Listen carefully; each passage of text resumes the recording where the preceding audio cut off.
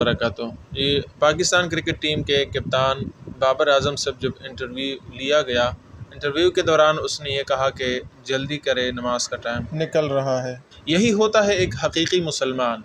حقیقی مسلمان چاہے جس کام میں بھی مصروف ہو، چاہے وہ کاروبار کر رہا ہو، چاہے وہ کوئی گیم کھیل رہا ہو، کوئی کرکٹ کھیل رہا ہو، یا کوئی دنیا کے دوسرے دھندے میں مصروف ہو، تو جب وہ عبادت کا وقت آئے، اللہ سبحانہ وتعالیٰ کی اطاعت کا وقت آئے، تو وہ فوراً اس کی چھٹی کر کے نماز کی طرف اور دینی احکام کی طرف توجہ دے دیتا ہے۔ یہی بات ہم بار بار دہراتے ہیں کہ صحابہ کرام رضوان اللہ تعالیٰ علیہم اجمعین وہ لوگ تھے جنہوں نے پوری دنیا میں اسلام کو پلایا اور تجارت کر کے پلایا، جہاں پہ جاتے تھے کاروبار کرتے تھے اور اسلام جو ہے وہ پھیلتا جاتا تھا، کیونکہ وہ ایسے لوگ تھے جہاں بھی جاتے تھے تو اسلام کی پرچار کیا کرتے تھے۔